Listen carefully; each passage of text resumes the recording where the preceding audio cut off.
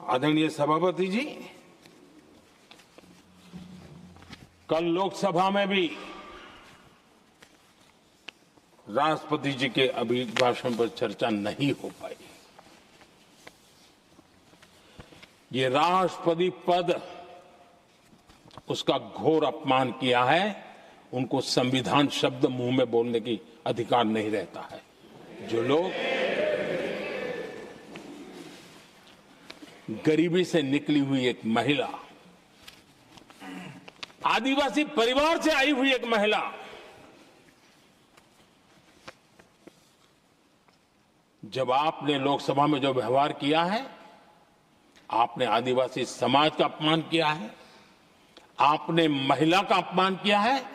भारत के सर्वोच्च पद पर विराजमान, संविधान ने जिनको सर्वोच्च पद दिया है, आपने उनका अपमान किया है। आपने संविधान का अपमान किया है।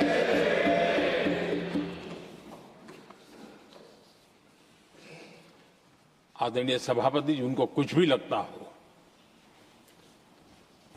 कांग्रेस को ये गुनाह की Honorable members, it is now 6 p.m. If the House agrees, we may sit beyond 6 p.m. till disposal of the motion of thanks and the presidential address. Do I have the leave of the House to extend the sitting beyond 6 p.m.? Yes. Thank you. आदरणीय सभापति जी, समय बढ़ाने के लिए मैं आपका और सदन का बहुत आभार व्यक्त करता हूं।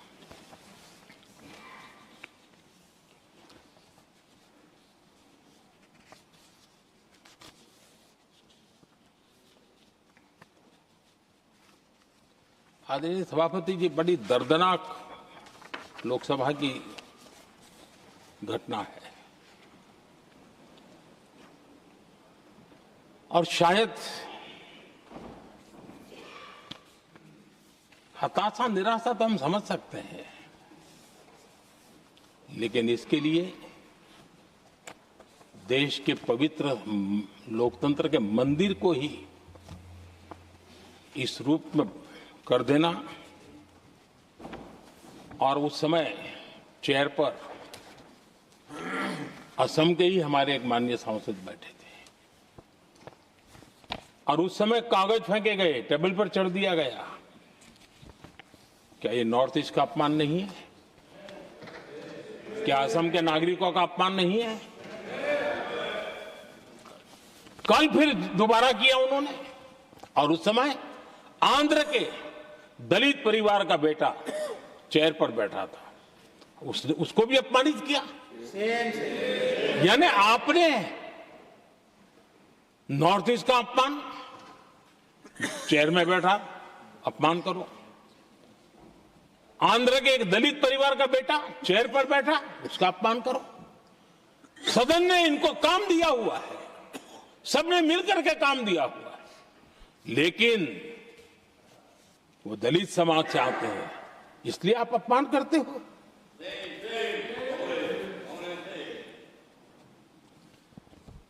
और ऐसा लगता है कांग्रेस के लोगों को असम की जनता के प्रति बड़ी नफरत है। उनको लगता है कि उसकी जनता ने उनका साथ छोड़ दिया, मतलब उनके दुश्मन हो गए। क्या कभी लोकतंत्र में ऐसे सोचते हैं क्या?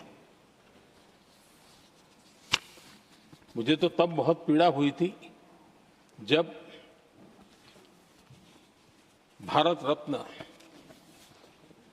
भूपेन हजारिका जी, जो कि इस देश के बहुत ही सम्मानीय व्यक्तित्व है जी, आज भी घर घर में उनको स्मरण करते हैं लोग। उनके प्रति जो भक्ति का भाव है, आप कल्पना नहीं कर सकते, लेकिन उनको इसकी भी कोई परवाह नहीं है।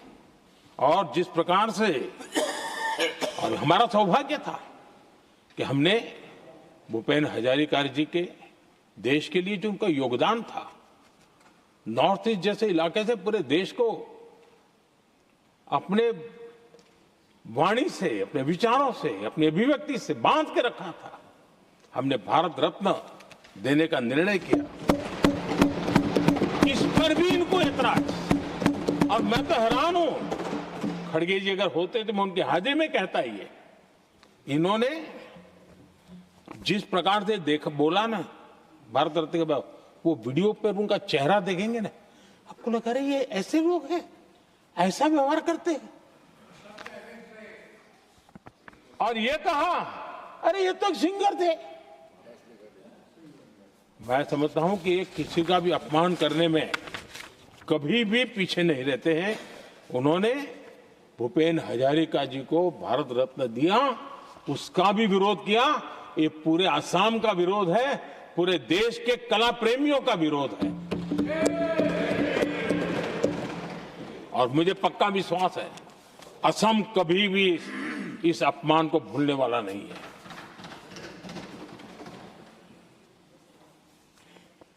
आदरणीय सभापति जी, कल जो घटना घटी, इसी सदन के एक माननीय सांसद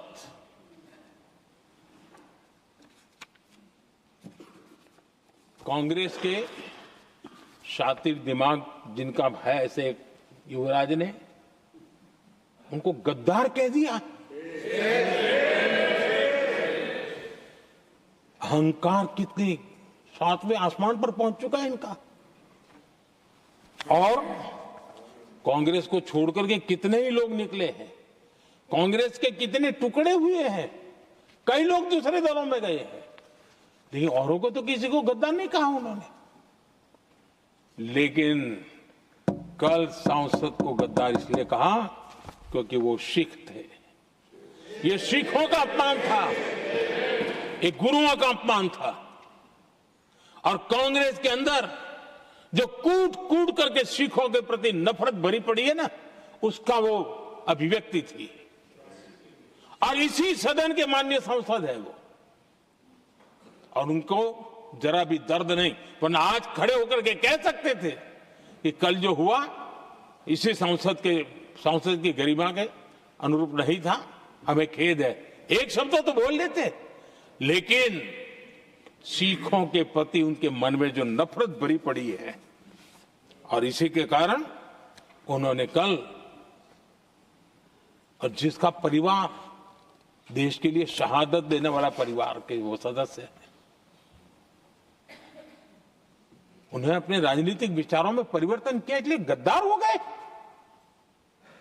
और ये गद्दार शब्द छोटा नहीं है। मेरे देशवासी को कोई गद्दार कहे, ये कैसे देश सहन करेगा? और वो भी एक सिख है इसलिए गद्दार कहना बहुत दुर्भाग्य की बात है। और ऐसे लोग कांग्रेस को नहीं डुबाएंगे तो क्या करेंगे?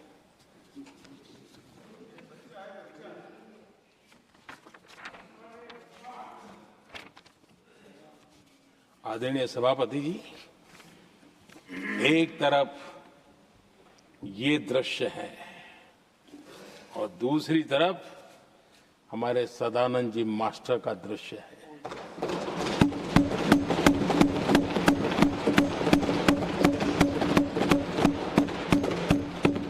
राजनीतिक विद्वेष के कारण उनके दोनों पैर काट दिए गए। भरी जवानी में दोनों पैर काट दिए। कटे हुए पैर से जिंदगी गुजार रहे हैं, लेकिन संस्कार इतने ऊंचे हैं कि वाणी में भी अपशब्द नहीं निकलता है, बर्तन में भी कटुता नजर नहीं आती। गर्व होता है। और कल जब उनका पहला भाषण हो रहा था सदन में, और उन्होंने जब अपने बेंच पर आपसे इजाजत लेकर के अपने कटे हुए पैर के लिए वो जिस नीम का उपयोग करते हैं, आर्टिफिशियल नीम का, उन्होंने जब रखा, वो दृश्य देश के लिए पीड़ादायक था कि इस देश में ऐसा ही बंधारण की बातें करने वाले इंडिया अलायंस के लोग, और ये इंडिया अलायंस पूरा जिम्मेवार है इसके लिए, वैचारिक असहमति के कारण एक नौजवान के, और वो भी एक टीचर, शिक्षक के प्रति गर्व से, आदर से देखा जाता है, उसके पैर काट दे।